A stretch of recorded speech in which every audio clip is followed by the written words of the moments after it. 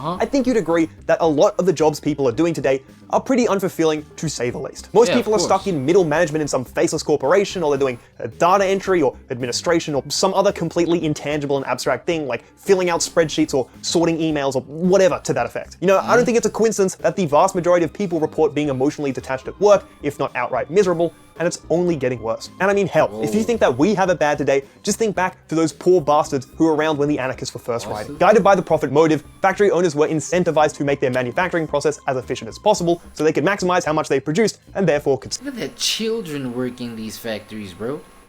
Little kids. sell. The most famous example of this in action, which came along a little later in the 1900s, was Fordism, the manufacturing process developed by Henry Ford to create a shit ton of cars for his motor company, Ford. By breaking down the complex production of a car into small, simple, and repetitive tasks, which a worker can repeat all day, shit gets extremely efficient. I mean, hell, thanks to the innovation of the moving assembly line, workers didn't even need to move their legs because that would be a waste of time. And look, this is all great if you're trying to maximize profits, and there's no doubt that we owe a lot of our material living conditions today to the division of labor. However, this arrangement isn't so good if you're the poor worker standing in the same spot for 12 hours straight, repeating the same task thousands of times, only getting one day off per week for the entirety of your existence. This is a problem that the forefather of capitalism, Adam Smith, was aware of when it came to the division of labor, warning, the man whose life is spent in performing a few simple operations, of which the effects too are perhaps always the same or very nearly the same, has no occasion to exert his understanding or to exercise his invention in finding out expedients for removing difficulties which never occur. He naturally loses, therefore, the habit of such exertion and generally becomes as stupid and ignorant as it is possible for a human creature to become. Do you remember that whole thing about— Now imagine what that does to you as the individual, though.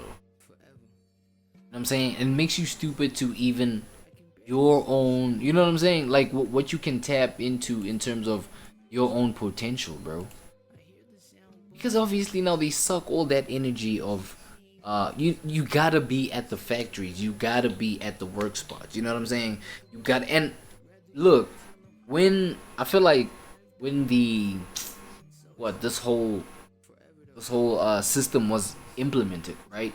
It was a whole revolution. Things were changing. People were experiencing a whole new possibility of how life is becoming. You know what I'm saying? Until, you know, the Great Awakening. Like, what else could we call it?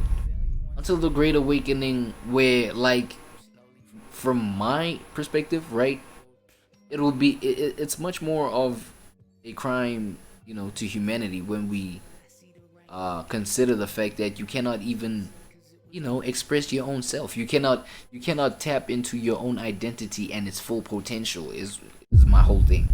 You know what I'm saying? Because your whole focus, your whole attention, your whole energy, blood, sweat, and tears is sucked out by, right, the labor that is demanded of you.